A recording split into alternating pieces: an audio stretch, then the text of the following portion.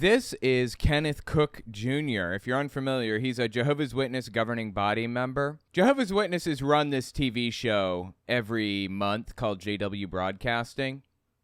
It's just propagandistic nonsense where they spread their deranged beliefs, basically, every month.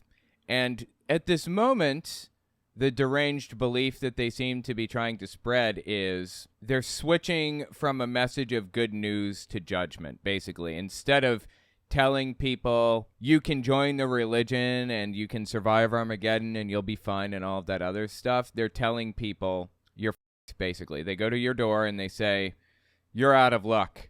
You're screwed. That's it. That's the message of this JW Broadcasting episode. It's crazy. And it's got everybody freaked out. Every Jehovah's Witness is freaked out over this because this is a precursor to Armageddon taking place. This has to happen before Armageddon can happen.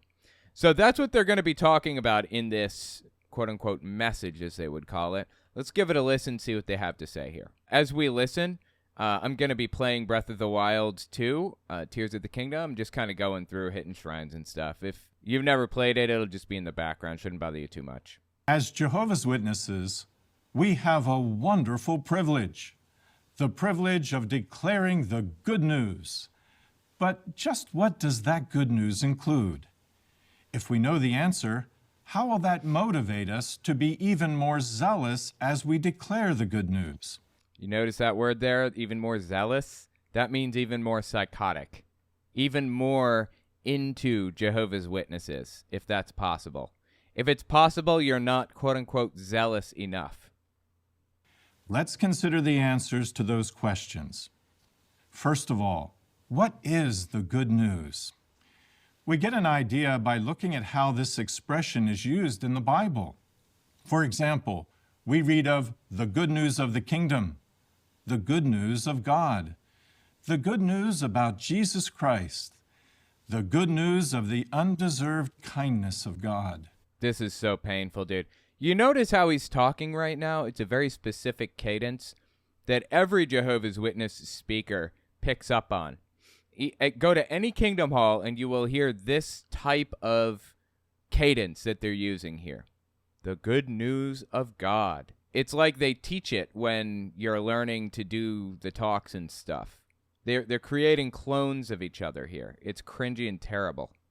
Quick interjection. I won't take long. I just wanted to tell you guys, YouTube's algorithm operates off of a few factors. Watch time, whether or not you subscribe, and whether or not you like something. So if you really want to help my channel, I would appreciate it if you guys watch the video to the end. If you don't watch it to the end, just watch a little bit longer than you would have otherwise. I would appreciate that very much. All right, let's get back to the video. The good news of peace and the everlasting good news. So we can say that the good news refers to the rule of God's kingdom and salvation by faith in Jesus. This includes all the truths about which Jesus spoke and the disciples wrote. Through the prophet Isaiah, Jehovah spoke about the preaching of the good news. Isaiah's prophecy described the purpose and effect of the good news to be preached. Well, Jehovah didn't do anything. You know why? Because Jehovah's not real. Jays didn't exist until the 1400s. That's why. Particularly from the time of Messiah's coming. Notice what's recorded at Isaiah 61, 1 and 2. The Spirit of the Sovereign Lord Jehovah is upon me. God, their cadence is so weird, dude. The way that they talk, it gets to me, man. Seriously, it gets to me. Because Jehovah anointed me to declare good news to the meek. He sent me to bind up the brokenhearted, to proclaim liberty to the captives, and the wide opening of the eyes to the prisoners, to proclaim the year of Jehovah's goodwill and the day of vengeance of our God, to comfort all who mourn. This good... Wait, hang on. That was Isaiah 61? Okay. Isaiah, the book of Isaiah, is largely split into 3 different segments. It could really be 3 different books. And that's the 3rd section. news would have a positive effect on those who listen to it. They're trying to build out what the good news is because they're about to say that it's basically gone. And we're switching to a message of judgment. It would bind up the brokenhearted and comfort all who mourn. This is likely the kind of good news that we talk about most in our ministry. The prospect of enjoying everlasting life in an earthly paradise under the rule of God's kingdom. Dude, they have such fascinating imagery, don't they? I guess this is like God sitting on his throne, looking out over the world or whatever. Provides hope to our listeners and motivates them to love Jehovah.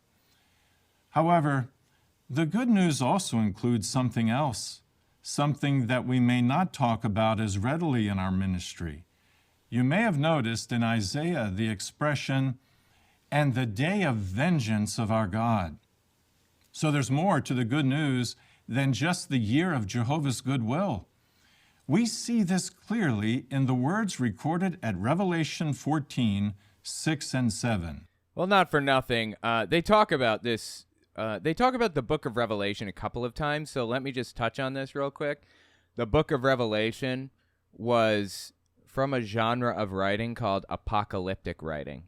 And it was a genre that we don't have today. We have comedy, we have romance, we have, fantasy, sci-fi. We have those types of genres. We don't have apocalyptic anymore. And the reason people had apocalyptic writing back then, when the book of Revelation was written, was because Christians were being persecuted by Emperor Nero at the time, and they didn't want to put their own lives in danger. They didn't want to risk having the book removed or the story not told anymore. So they identified the beast that they were talking about in the book by using a gematria, adding up letters in the alphabet like numbers, like A is 1, B is 2, C is 3, so on and so forth. And they reached 666, which was the gematria for Nero's name in Greek. That's where 666 came from. It means Nero. The book of Revelation was never intended to be like an apocalyptic, prophetic book. It was intended to be a dig at Emperor Nero because he's persecuting Christians. So every time you hear them use the book of Revelation to justify any of their garbage, just blow it off. It's nonsense. It's doesn't even belong in the Bible. The book doesn't. And I saw another angel flying in mid-heaven, and he had everlasting good news to declare to those who dwell on the earth, to every nation and tribe and tongue and people. He was saying in a loud voice, "Fear God and give him glory, because the hour of judgment by him has arrived. So worship the one who made the heaven and the earth and the sea and the springs of water." Again, it was written in an apocalyptic way to make Christians feel better about their situation. This verse was a dig at Nero. It was never intended to be the type of thing where people, should read into it in some apocalyptic way. It's just absurd. Evidently, the everlasting good news also includes a judgment message. What is the hour of judgment mentioned in this verse? According to some reference works, the original language term here rendered judgment refers to a legal process of judgment.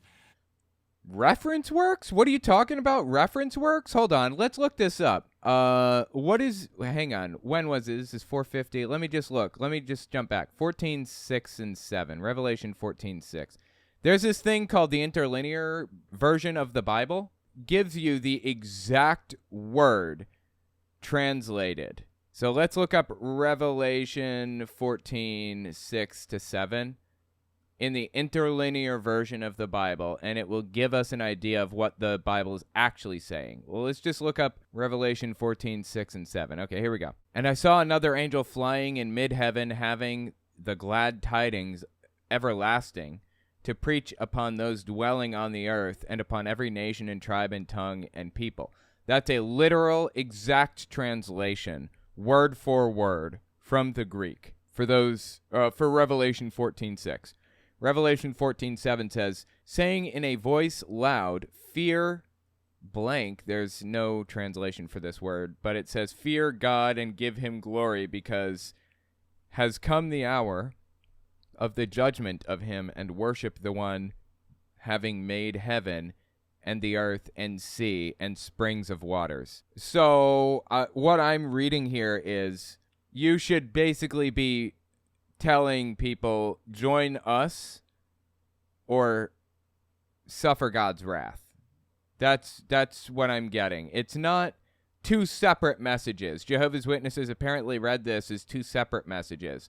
You are going to start out by preaching a message of good news, and then when the end comes, you are going to switch to a message of judgment. That's not what this is saying at all. Now, we have a word here, hour of the judgment of him has come. Let's look at the word judgment and the context. The word judgment here is the word krisios. I don't know if I'm pronouncing it correctly, but that's the word used. Some other contexts in which this specific tense of the word judgment is used, krisios, are in the day of judgment, on the day of judgment, at the day of judgment, for it in the day of judgment, will you escape the sentence of hell? So it's like sentence or judgment. That seems to be like the tense that's being used here, a judgment or a sentence. So what was it that he said exactly about this? Evidently, the everlasting good news also includes a judgment message. What is the hour of judgment mentioned in this verse? It says join or die, basically. According to some reference works, the original language term here rendered judgment refers to a legal process of judgment. Well, I suppose you could say that. It had the word sentencing, right? Sentence was another part of the word being used, or another example of the word and how it was used in this, right? So I suppose I can take that. I don't like the weasel words he's using here, though. Weasel words are referring to some ambiguous authority and not actually telling us who that authority is. He said, according to some reference work. What reference works? What are you talking about specifically? I hate it when people use weasel words like that. It's a specific term. I'm not like making fun of them. That's a real thing, weasel words. A scrutiny of conduct. So God is looking closely at conduct, how people act. That is the basis for judgment. The hour of judgment mentioned in this verse includes both the pronouncement and the execution of divine judgment against all false religion, Babylon the Great, and all other parts of Satan's system of things. Of course, Babylon the Great and this world's institutions have already been judged. However, their sentence has yet to be carried out. So this is part of Jehovah's Witness theology. This isn't part of standard Christian theology. You know, Babylon the Great has already been judged and all that other stuff. That's not what most Christians believe, to my knowledge. When will that happen? Toward the end of the hour of judgment, which will conclude at the climax of the last days with the destruction of the present wicked system. That's why the actions of people today matter so much. It's increasingly urgent that we proclaim the judgment aspect of the good news to them, because the time when God will execute judgment is fast approaching. Why, though, can we say that this judgment message is good news? It's good news for honest-hearted ones because it means the end of wickedness, including all forms of injustice and violence. For those who are suffering as a result of the bad actions of the wicked, this judgment will bring great relief. It will be a clear demonstration of Jehovah's love and justice. However, it will be bad news for those who stubbornly refuse to live by Jehovah's righteous standards. So he's saying that it's good news for people who follow God, but bad news for people who don't? Okay. In Bible times, Jehovah warned of various acts of judgment that he would bring against those who deliberately disobeyed his commands. Well, Jehovah didn't do shit because J's didn't exist. The name is Yahweh, not Jehovah. But what's all this? God, or Yahweh warned people? Okay. In each case, he informed the affected people well in advance and instructed them to make changes that were in harmony with his will. To encourage the right response, he often used his loyal servants on earth to announce his judgments and to convey a sense of urgency. For example, think of Noah. For years, he fearlessly warned the immoral and violent people of his day about a coming global flood. He Noah wasn't real, but all right. also told them what they needed to do to survive. What about Moses and Aaron? If Moses wasn't real, then his brother probably wasn't real either. They were fictitious fabrications. Jehovah used them to warn Pharaoh and his servants. For example, think about the specific warning Jehovah gave regarding the seventh plague, a devastating hailstorm. At Exodus 9:18 and 19, we read that Moses and Aaron gave the people the time and the information they needed to protect themselves from the storm. Yes, Jehovah always makes sure that people have sufficient opportunity to heed his warnings. 2 Peter 3:9 says, "He does not desire anyone to be destroyed, but desires all to attain to repentance." The good news Okay, so they're saying that God will give people time to join, and they've had all the time that they deserved by the time Armageddon comes. If they don't join by the time Armageddon starts, then it's their fault. So you're going to deliver a message of judgment, and you shouldn't feel bad for anybody when they die, or when they whatever, because they had their opportunity and they dropped the ball, basically, right? Is that the message I'm picking up? now preaching informs people not only of the marvelous hope for the future that Jehovah offers, but also of what we must do to enjoy that hope. That's why we need to let people know about Jehovah's soon-to-come judgment. Notice how the preaching of the good news is tied to divine judgment at Matthew 24:14.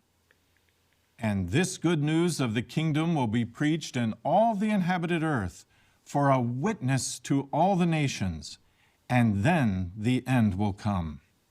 Note how the good news serves as a witness to everyone who hears it.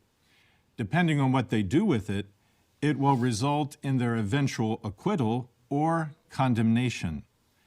Just as a court takes time to hear all the facts and to weigh all the evidence, Jesus is wisely using his time now to judge people fairly.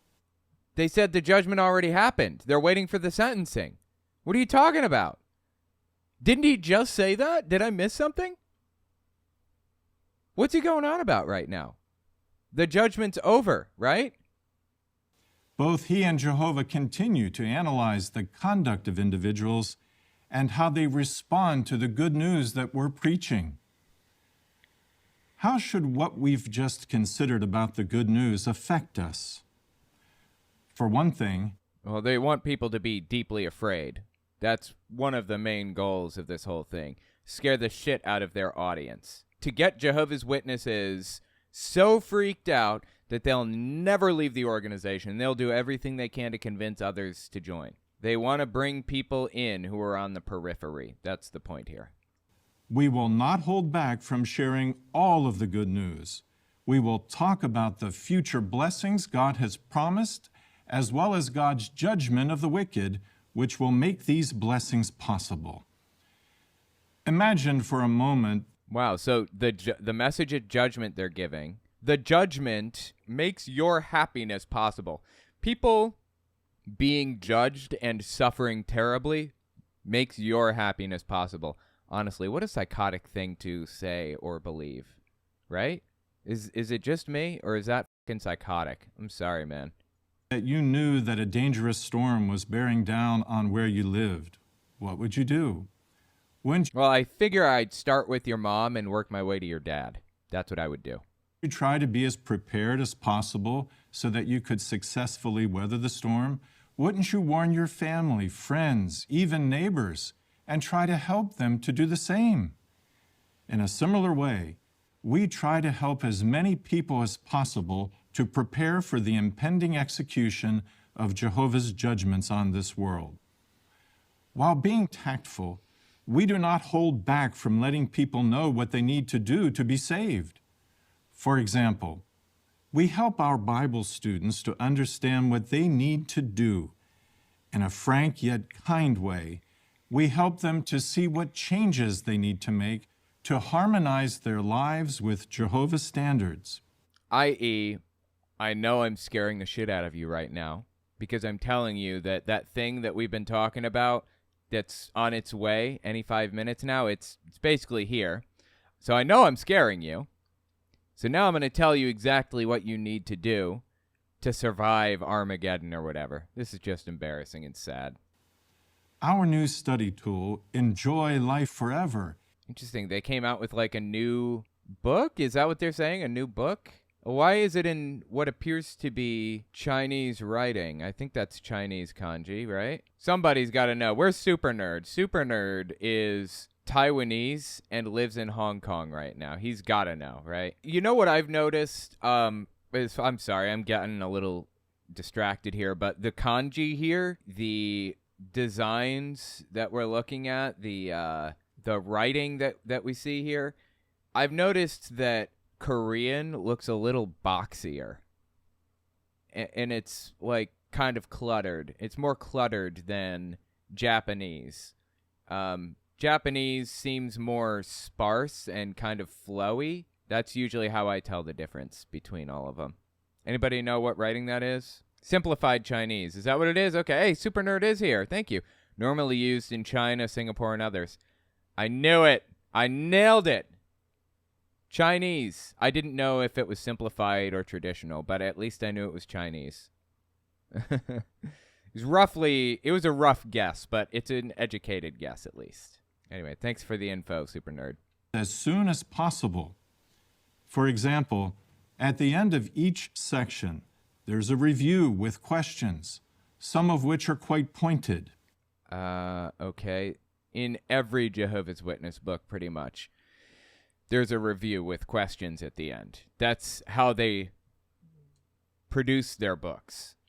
That's how they've always been produced. So I guess the point he's trying to get to here is that some of the questions posed are quite pointed and direct. I guess he's saying you should be scared shitless by what this book says. Is that like the point here? Considering these questions with our students can help them to see what they need to do to apply what they've been learning in their Bible study.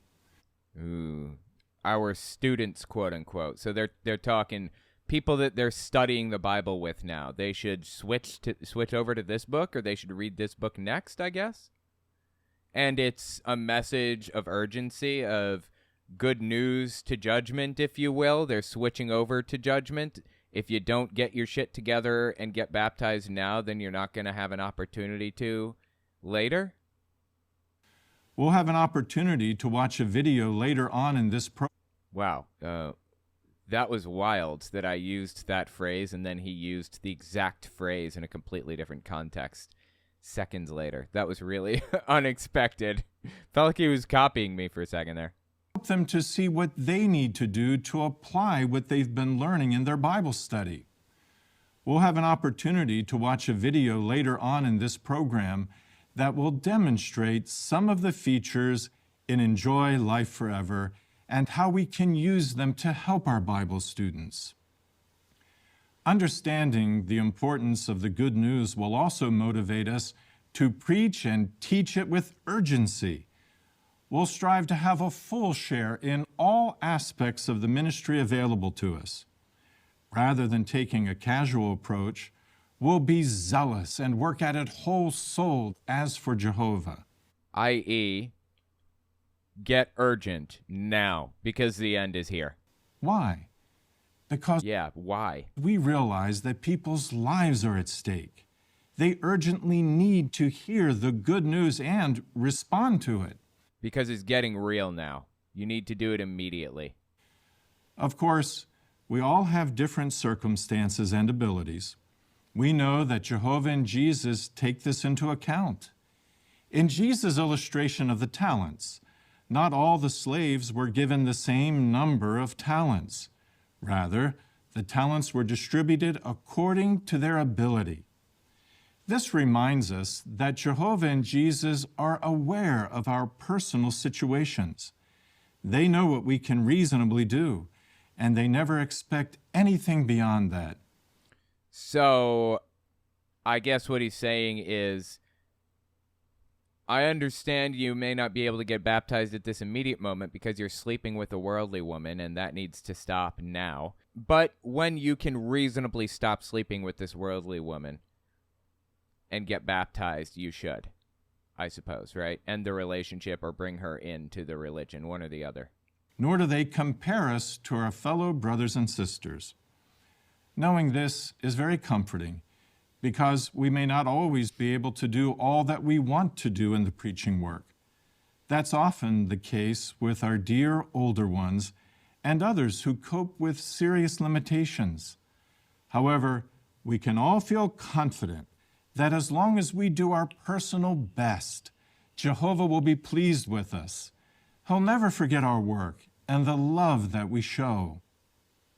So may each of us continue to do all that we can to share the good news, all of the good news. Oh, I see. So he's talking about Jehovah's Witnesses who may or may not be able to spread the good news immediately, right? Because they're disabled and can't get out, but they can do like letter writing campaigns and stuff. Am I reading this correctly? By doing so, we will experience great joy and contentment as we participate in this life-saving work, helping as many as possible before it's too late. Do you sometimes worry, though, how people might react? Oh, yeah. How people might react to a message of judgment, I guess, is what he's asking. Especially to a stronger judgment message? Uh-oh. Facing this fear is not new. God's people in ancient and modern times have dealt with it too. In the following demonstration, let's see what one brother is moved to do after meditating on their examples. I talked about this little section, just like a 2 or 3 minute section here on my main channel. We're coming up on that section right now. If you saw the main channel video, then this is a reference to it.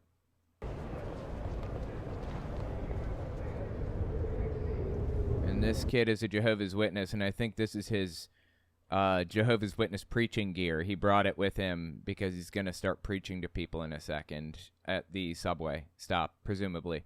They're always at the subway stop in Manhattan. He covered up the jw.org logo because he's basically afraid to be a Jehovah's Witness right now, because he's going to start telling people you're f***ed. And he doesn't really like the fact that he has to do that. That checks out, yeah, I understand. Makes complete sense. I wouldn't want to do that either. Good morning. Sorry, I was running a little behind this morning, but at least I come bearing gifts. Oh, no worries. Thank you. I could really use it today. Were you also thinking about that announcement about the special preaching campaign?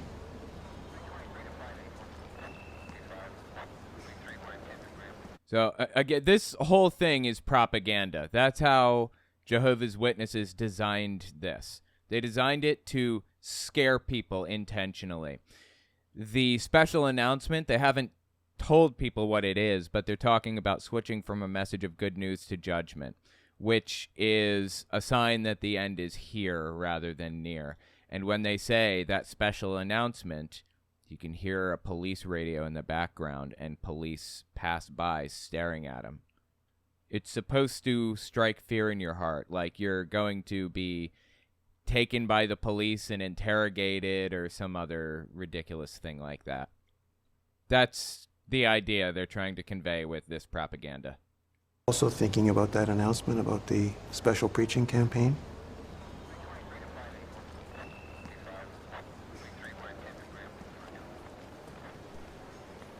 Yeah. Yeah, I was. Don't take what I'm gonna say the wrong way, but don't you think the message we'll be preaching is pretty harsh? No, I wouldn't say that. But it's definitely very direct. I mean, people already get defensive whenever you challenge their beliefs, and this is gonna be next level.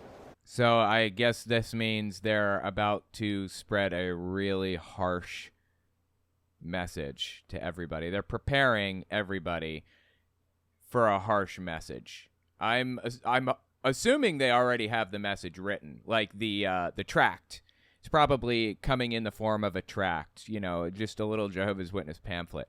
They probably already have the pamphlet written out and ready to pass around to Jehovah's Witnesses.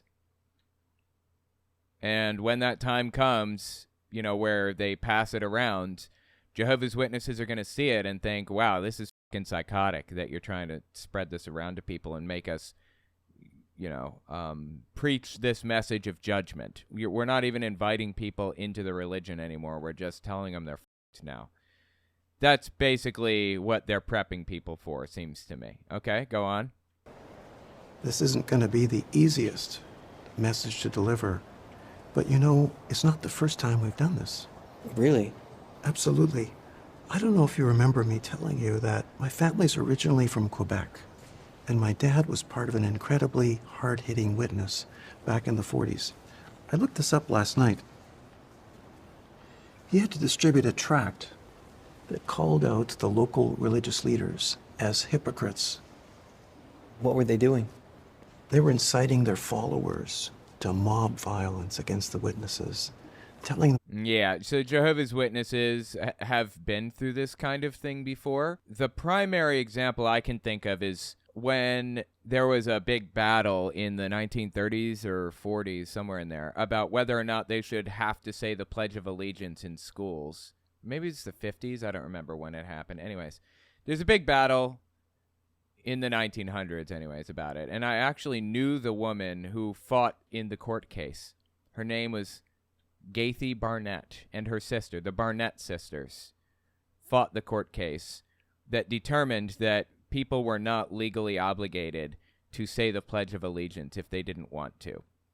It was a pretty big deal that they fought this court battle, basically. And at the time, Jehovah's Witnesses chose to tell people, their witnesses or whatever, their members, don't say the Pledge of Allegiance.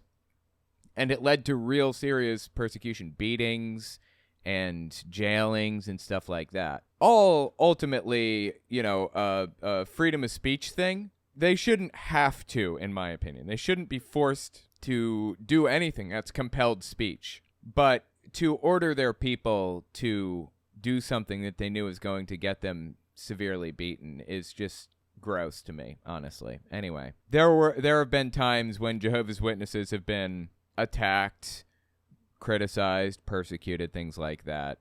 But they really play that stuff up heavily. Jehovah's Witnesses do. They want their people to think that it happens 24/7 when it really doesn't. And a lot of the persecution they face is self-made. And in addition to all of that, they use it as a recruiting tool and a weapon against their people. They use it as a method of convincing their members that the end is right around the corner. It's going to happen any 5 minutes now.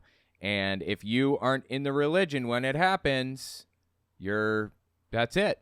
You're in trouble. You need to stay in, and the persecution is increasing. And that's how we know that the end is near. It's all a method of maintaining fear within the religion, basically. It's a method of keeping people in. Not to mention the sunken costs fallacy. If you get the shit beat out of you because of your religion, you are that much less likely to leave the religion because it feels like you just went through all of that for nothing. If you get attacked or hated or beaten or persecuted or whatever, people are less likely to leave if they have those types of experiences. And Jehovah's Witnesses manufacture situations to produce that type of thing, like spreading a message of judgment instead of good news. This is going to get people hated even more because it's f***ing psychotic that you're going around telling people you're f***ed.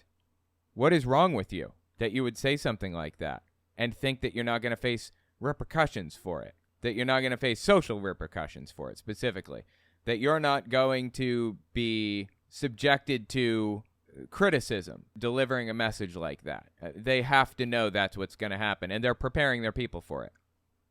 So like I said, they're manufacturing a situation in which their people will be persecuted, and they're preparing them for that persecution. It's all a method of keeping them trapped in the religion and getting other people to join who are maybe on the fringes right now, who are studying the Bible. Gives them a sense of urgency to join now. I'm sorry. I said studying the Bible. I meant studying to be a Jehovah's Witness. Jehovah's Witnesses don't really know anything about the Bible, ultimately. Witnesses, telling them to vandalize our properties, even getting brothers falsely arrested and imprisoned. You know what? I'm sorry. Let me clarify. When I say they don't know anything about the Bible, what I mean when I say that is the Jehovah's Witness leadership gives them a copy of the Bible that has been altered to fit their own ends. It doesn't represent what the Bible actually says. The original text has been changed by Jehovah's Witnesses to say something different. There are a billion examples of it. One example that comes to mind, I know I'm getting a little bit off track, but I just want to, I want to make a point about this. An example of Jehovah's Witnesses changing wording to be different than it actually is originally is in the book of Revelation. It says the beast of Revelation, the great beast, is going to be part of or be controlled by another king, or the king is going to be controlled by another king or something like that. I don't remember what it is. Basically like a nation that's controlled by another nation or that's owned by another nation or something like that, right? A subnation. And Jehovah's Witnesses changed the word from it will be part of that to it will spring forth from that nation. Now, it's one word. It's a little change. But that little change makes it so that it's easier for Jehovah's Witnesses to believe that that quote-unquote king that's being referenced, the great beast, is the United Nations because it sprang forth from the other, rather than it's part of another. It's a little thing, but you see it all through Jehovah's Witnesses' version of the Bible that they wrote. So anyway, be very skeptical about anything that Jehovah's Witnesses have to say about the Bible. They don't study the Bible. They don't really know anything about the Bible. All they know, really, is what they've learned about their translation of the Bible, written by their people.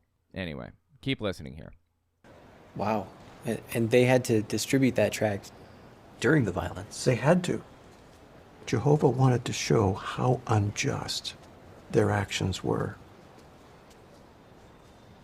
But I remember my dad telling me, he said that initially he was pretty terrified.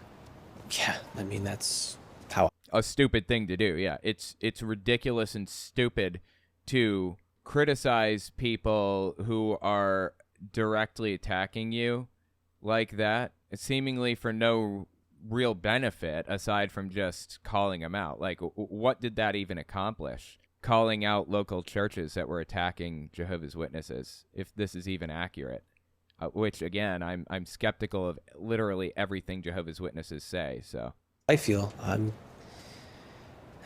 terrified. It's normal to feel that way. I've been thinking about it myself. And I thought of an account in Exodus. It's where Moses tells the Israelites to splatter the blood of a ram on their doorposts in order to... Right. Because God is... I almost said Jehovah. Because God is going to come through and kill all the firstborn children who are in the homes of people who don't have ram's blood on their doorposts, right? to avoid the effects of the last plague. And I thought about how some of the Israelites might have felt about doing that back then. Maybe they felt like, wow, that's psychotic. Are you trying to tell me that you intend to murder the firstborn children of everybody in this area? I mean, is that what he's saying? That's all Moses told us. And everyone has to do I know that's how I'd feel. Every family. Rams are sacred to the Egyptians. Yeah, this would be an affront to Amun-Ra. How are the Egyptians going to react? I know I've thought about that too. Rams are sacred to the Egyptians? Is that true? I didn't know that. I guess that'd be like splattering cow's blood on their doorposts. Wow, that's kind of messed up, isn't it? Holy shit. Does Moses know what he's asking us to do? I mean, Moses wasn't real. Artemis Blue Dragon says, that small change makes all the difference. I wonder if their other edits are like that too. Yes, they are like that. As a matter of fact, there are a lot of edits. That's just one example. There are like 100 examples. So here are a few examples. John 7:53 to 8:11 and Mark 16:8 to 20 were removed. Mark 16:8 to 20 being removed is a wise decision. That's a good idea. Those don't belong in there. I don't know about John 7:53 to 8:11. I'm not sure. They stopped double bracketing doubtful text. Word count was reduced by 13% overall. Top of the page headings were removed. An outline of contents at the beginning of each book was added. Huh, interesting. I didn't know that. So that's how the 2013 version changed. Here's how the Jehovah's Witness Bible is a little bit different. There are a few examples here.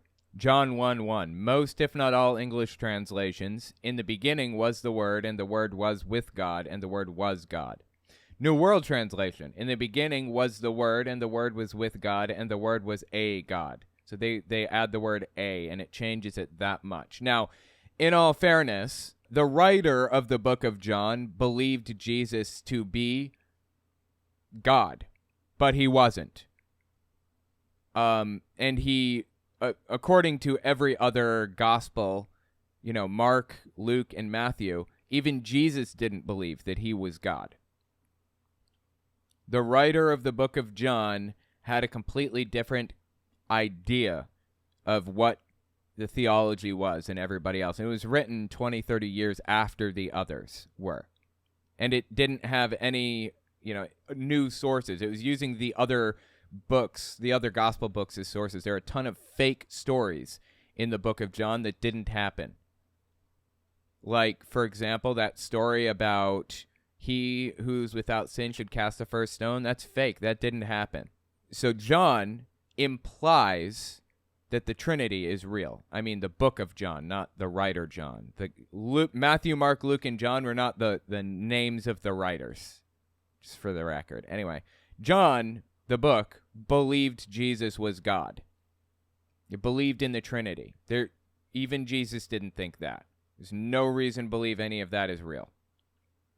So Jehovah's Witnesses changed the wording in the book of John, even though it actually said that originally, to reflect what Jesus believed rather than what the book actually said. Charles Taze Russell had died 40 years prior to the New World Translation being translated. The modern New World Translation, the second edition, after their first, had multiple teams composed of PhDs and professors in linguistics.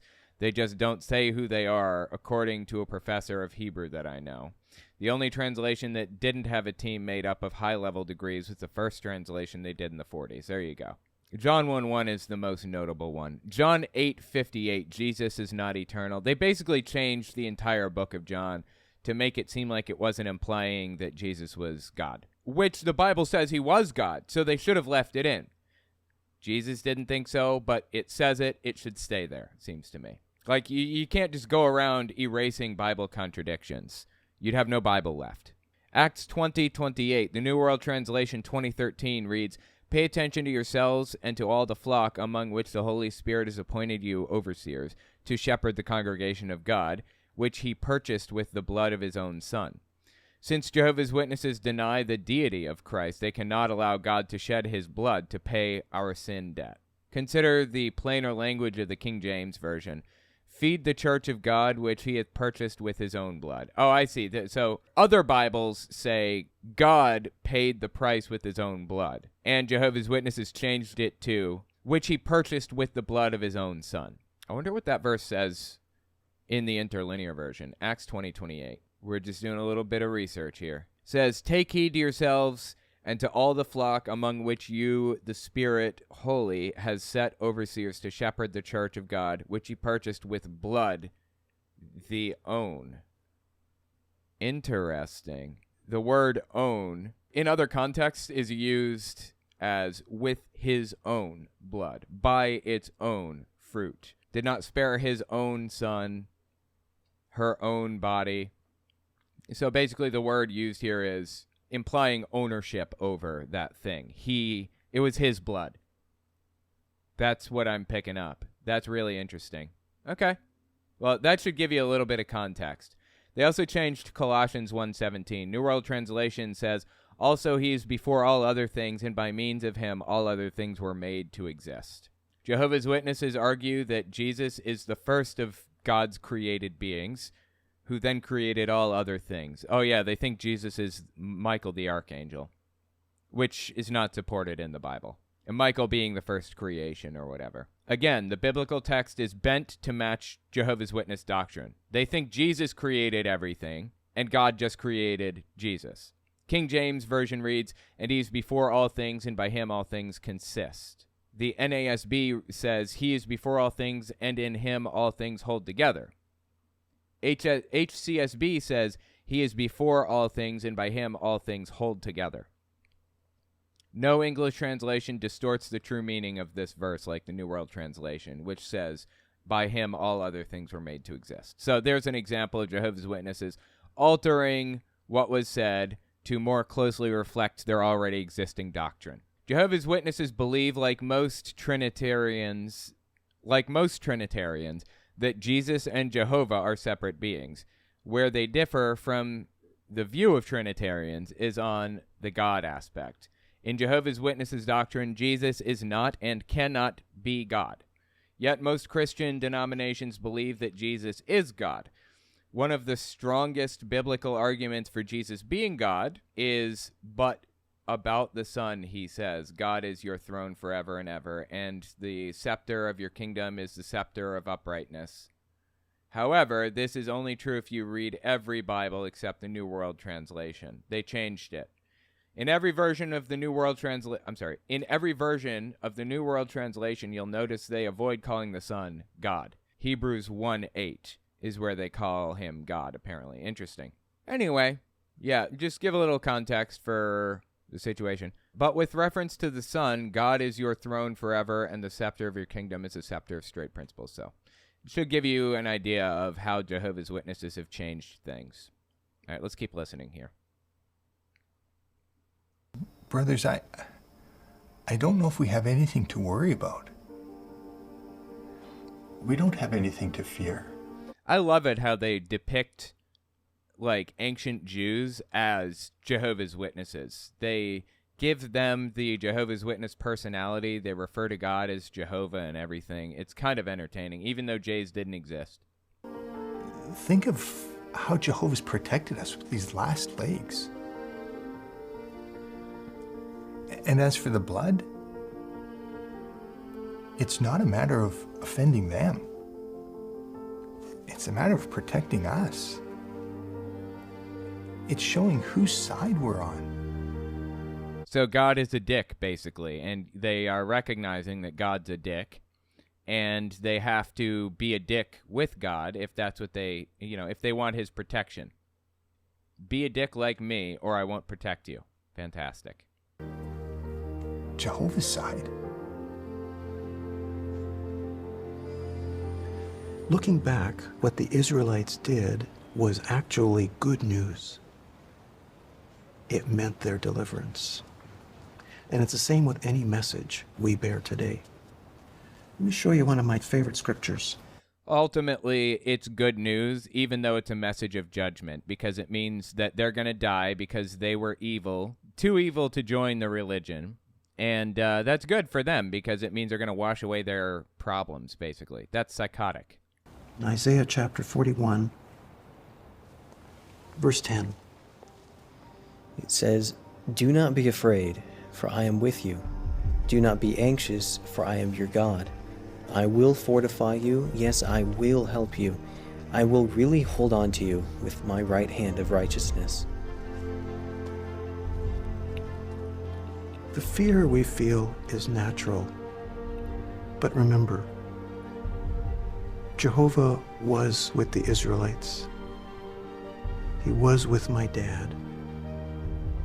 And he will be with us. So, what consolation does that give anybody? God is with us. God's with my dad. God's with all the other people. I mean, those other people still died. His dad, presumably, was still persecuted. People are still attacked and killed every single day. Jehovah's Witnesses are. And others. For religious reasons. Not just Jehovah's Witnesses. God was claimed to be with those people too. It doesn't mean you're not going to suffer. What consolation is that, really? That means nothing to me. I don't give a shit if God is with me, if him being with me means absolutely nothing. If it's of no value whatsoever to me or anybody else, I don't care.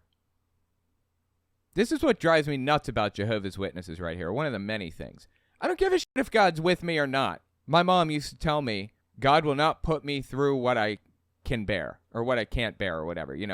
God will not force me into a situation that I can't deal with. Well, that's simply not true.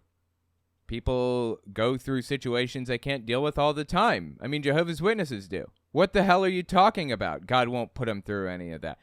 Jehovah's Witnesses have been tortured before and killed. There have been Jehovah's Witnesses who have been tortured and killed. I mean, devout ones. So what do you mean? They won't go through what they can, or they won't be put through what they can't bear or whatever.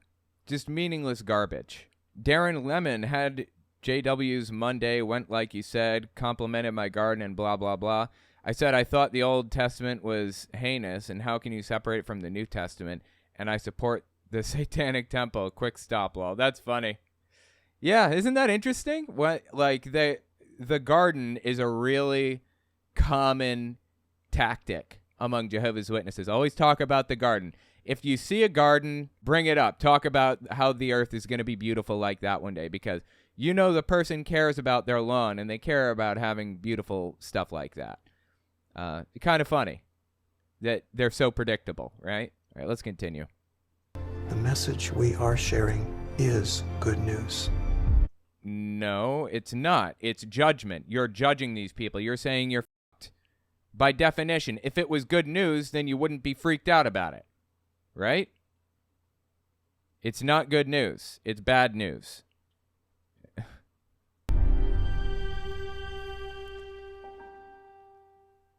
The faithful record of God's servants, ancient and modern, strengthens us to carry out our preaching work and declare the good news. Meditating on Jehovah's unfailing support can help us overcome any fear we may have. Yeah, except God doesn't have unfailing support. That's the problem. People die every single day spreading the message of God or whatever. Or your interpretation of it, I suppose. There is no, like, oh my God, dude, are you kidding me? I just want to talk to this damn Korok. There is no protection. It's not safe for Jehovah's Witnesses to spread this message. And it's kind of messed up for them to imply that it is. Help us overcome any fear we may have. Our Bible students face many challenges as they learn about the good news. They may need to make drastic changes to harmonize their lives with Jehovah's standards. This is what I'm talking about when I say cults exist out there. This is what a cult is. Changing your personality entirely to represent what Jehovah's Witnesses want it to represent. Not to represent what the Bible says or any of that stuff. That's what a cult does. A cult changes people's personality to more closely match what they want it to. This can be difficult. How can we help them make these changes so that they can begin sharing the good news alongside us? Enjoy Life Forever has been designed to help us do just that. I guess this is like a new book that they're releasing, Enjoy Life Forever. Is that what it is? Let's see encouraging evidence that this powerful tool is really working. Yep, Enjoy Life Forever. Interesting. When I heard about the new publication, the Enjoy Life Forever book, I was very nervous. It was change, and sometimes I don't like change, but I know that it was for the best. I just needed to try it out. I didn't have a progressive Bible study in years, but that book, the way it was designed, was to help me as a teacher. Oh, that's fascinating. Did she say I didn't have a progressive Bible study in years? I think what she's saying is I haven't brought anybody into the religion in years. Or I haven't successfully studied one of Jehovah's Witnesses' books with somebody in years, basically, right? And the reason for that? Jehovah's Witnesses bring in almost nobody by going door to door like that. It's almost a completely fruitless endeavor. So why do they continue to do it anyway? My guess is because it contributes to the sunken cost fallacy. It makes people care about the religion more and makes it feel like if they left, all of that time they spent doing that would be wasted effort. Makes it less likely that they'll leave, basically. Once the features of this new publication were explained, it was going to help us to help our Bible students begin preaching in the ministry, as well as helping our Bible students make changes in their everyday life. And we were really excited about using those features to help our students to do so. Just want to point out the fact that they keep using the term Bible students. They're not Bible students. They're Jehovah's Witness students. But in every term that they use, every word that they put out there, it's all used to reaffirm their already existing beliefs. That's how propaganda works. I like the some people say section at the bottom of the lesson because that helps prepare her for informal witnessing. Wow, it looks like a thick book. So they're supposed to study this book with their prospective witnesses, I guess? Interesting, okay. For informal witnessing. It helps them to formulate in their own words how to defend their faith or how to preach informally or use those opportunities to share what they just learned. I mean, this has been going on in Jehovah's Witnesses for like ever, this question and answer thing. This is in like almost every book that they produce, isn't it? I don't remember ever seeing a book that they produced that didn't have a question and answer section that's used to reaffirm what they already believe, basically. The whole question and answer thing is used to kind of reframe what people already read or what they just read in the previous paragraph. They reframe it and state it in their own words so that it sinks in deeper, basically, so that it's guaranteed that they understood what was being said or whatever. That's how the whole reframing thing works, and that's how their books have always operated, or how they've always been written. That's how their books have always been written. This was her way of learning how to feel comfortable talking to others about Jehovah and teaching others about Jehovah. You're right away from lesson 1, lesson 2, encouraging them to recognize that it's not just about what they're learning, but it's also about what they can share with others. As the Bible teacher, it helps us to round out the rough edges so that when they do speak to others, it's tactful. Wow, interesting. So, they're Bible teachers. That's weird because I didn't see them reading the Bible once through this whole thing. I saw them reading Jehovah's Witness books. So they're Jehovah's Witness teachers, not Bible teachers. I put her in that place. Like, what would you say if someone told you that Jesus was God? Like, how would you answer that question? And that went to her heart, and she was able to answer the question, well, I would tell them this. I would say this. Because that's exactly what happened. She was telling her family about the lessons that she was learning, the things that she learned from the Bible. So all along. And I imagine telling family members doesn't end well very often, right? So all along, she was informal witnessing and not realizing that's what she was doing. So when you see that connection between what they're learning and how they can use what they learn, it's just a wonderful feeling because you recognize that now they'll be able to teach somebody else. One thing that the book also does is that it progressively helps the student to make changes in their personal life in order to live by Jehovah's standards. So they're trying to get people to be like extremist nutcases to adopt a new personality, as they call it, the new personality, so that they can bring them into the cult, basically, right? Interesting. The section review is a series of questions that usually has a key question or a key verse related to that lesson. So before going on to the next section, it's almost like a filter. It stops them, helps them to review, and helps the teacher realize, they don't quite understand that point. Yeah, that's how Jehovah's Witness literature has always been written. I don't understand what's different about this book that others didn't have. They are excellent because they can get the expressions from your student where now you can really focus on what exactly are the issues that they're having.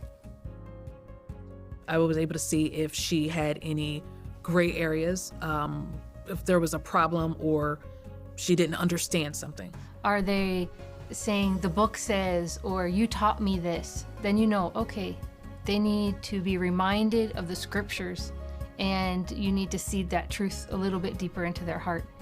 Well, like I talked about before, I'm not sure which part we're in at this point, but Jehovah's Witnesses have changed their Bible to reflect their already existing beliefs. They already believe that Jesus is not God, that the Trinity is fake.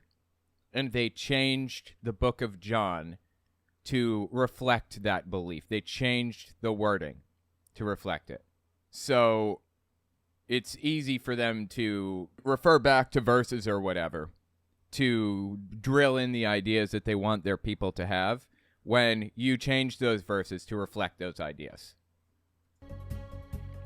That's where I saw my student express herself and let me know things she was thinking or things that were bothering her or that she realized that she needed to make changes with.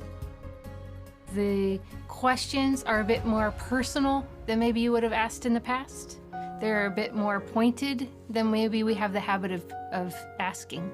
Comparing You saying that it's more aggressive, that people aren't going to like being asked these questions or answering them or whatever, and they seem to be proud of that, I guess? My questions I used in the past were what's in the Enjoy Life Forever book. I mean, I wasn't getting anywhere. These questions really help the student speak their heart, and I'm so glad they're there. It takes time. It also takes patience and love on our part to let them make those changes so they can qualify to become an unbaptized publisher. Unbaptized publisher is the first step in the process of becoming a full Jehovah's Witness. You have to become an unbaptized publisher before you can officially start turning in hours, turning in time, and preaching on behalf of Jehovah's Witnesses. So You have to qualify, i.e., you have to talk to one of the leaders and verify that you're not going to fuck up their belief system, basically, to somebody. Make sure that you know, you understand what you're talking about when it comes to what they teach. This publication, The Enjoy Life Forever book, it's like no other. It makes it much easier for them, or you can help them much faster to get. Dude, this book sounds intense. They're talking this thing up right now. This is crazy. What is so special about this book that they're trying to shove it down people's throats so hard? There. That book has helped a lot. It definitely boosted my confidence. It was designed to just bring people right into the truth. Like she said, the book was made especially for her. When the time came for her to do door-to-door ministry, she was ready. Again, when the time came for her to do door-to-door ministry, when she became an unbaptized publisher, that's what that means. My student has already started several Bible studies. This study program has trained him now to be a Bible teacher. If you follow everything that's in the book, it's like a complete study. There's little that we can add ourselves. It's all there. You catch what he said? Listen again. There's little that we can add ourselves. It's all there. You catch that? There's little we can add ourselves. It's all there. That's what Jehovah's Witnesses want as the governing body members. They don't want you adding anything to their message or subtracting from it. They want you to deliver the message exactly as it was given to you, and no more and no less. That's how it's always worked, actually, in all seriousness. They have always operated in such a way.